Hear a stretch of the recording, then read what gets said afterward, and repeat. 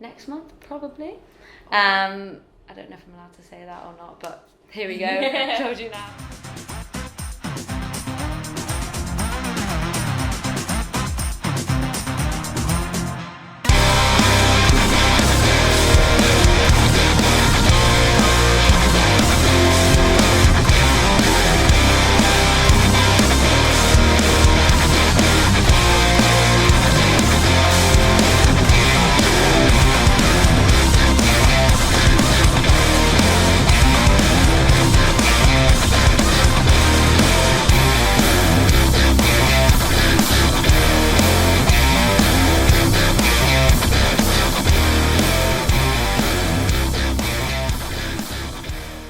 How's it been?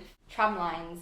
Your set was awesome. Oh, thank you. Yeah. So it's my first time at Tramlines actually, and yeah, I feel like Sheffield people are just notoriously just like lovely and just game and just happy to be here, and just like really supportive and just really there for the music. So yeah, it was lovely. Everyone was kind of bearing with me. I was a bit rusty because it's my first sort of few shows back in like over a year. My last show before the pandemic was in March, so I'm definitely like still getting to grips with it, and it's a bit weird being in front of a massive crowd again, but I'm loving it. You've had a busy lockdown though, haven't you?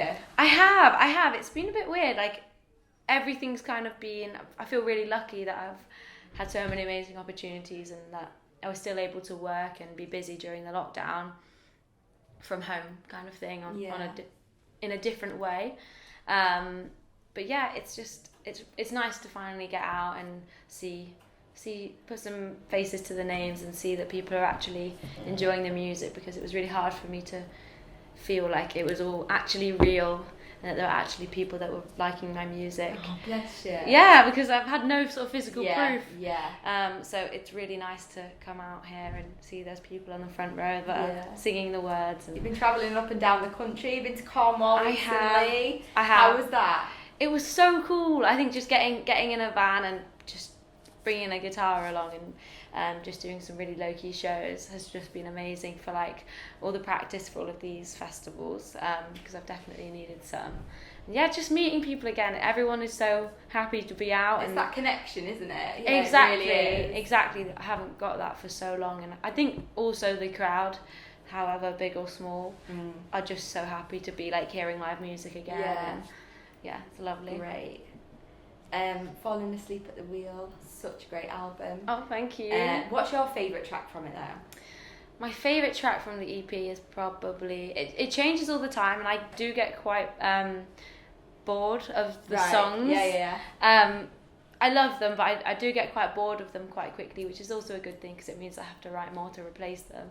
But yeah, one of them that hasn't really got old for me, is Deep End. I think it's the first song I ever released, and it's just like a really special. It'll always have for that me. connection with you. Yeah, I think it's just like the most personal song that I've ever written. It was about my little sister and kind of wanting to help her through kind of things that she was going through and sort of struggling and feeling a bit helpless. And yeah, I think for that reason it's just like a really personal song and will always be my favourite probably.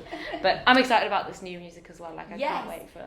You secretly said on stage you may or may not be releasing some new stuff in like a few months. Can you expand on that, or is it under wraps at the minute? Well, I couldn't probably say, because I think it's been, someone's found online, like I wrote this song with Matty from the 1975. Oh wow. Who's one of my heroes.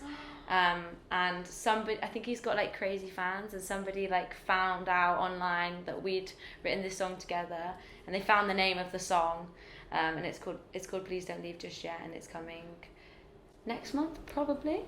I don't know if I'm allowed to say that or not, but here we go. I told you now. That's so exciting. Yeah, and it's one of my favourites, and I'm so excited. So you met Matty yet? Yeah, so we've been writing together a little bit because he's been here, obviously, like everybody else has kind of. I think he'd usually be off around the world doing his rock star stuff, but he was available to write and was just like, let's write. That's I know, it was so cool. I've just had like the loveliest time, just spending ages writing and kind of figuring out what I wanted from this next EP and how I wanted it to sound and things. Yeah. So What's the best advice like an artist or a band has ever given you, like that you'll always remember? I think just going into sessions, just remembering that I'm actually supposed to be there and I'm not just kind of, I get a lot of imposter syndrome and I feel a little bit unworthy sometimes and just a little bit like, I mean everybody does, I think. I just feel really lucky as well, but I think just remembering that I kind of deserve to be here and that sometimes you're a hard worker. Oh, thank you. Sometimes the sessions, if they don't go quite how you want, or if I'm not creative in kind of a few months, it kind of... I think, like you say, everybody is critical of themselves, aren't they? And you always want to do better, but that's... Yeah, for sure. And it's something that you can't really force, and you kind of have to wait for the moment to sort of strike. And I think just remembering that and just sort of taking time with the process and believing that you're good, and it doesn't matter if you have a few off days and you can still write a song. I think that's great. Yeah, that's good advice.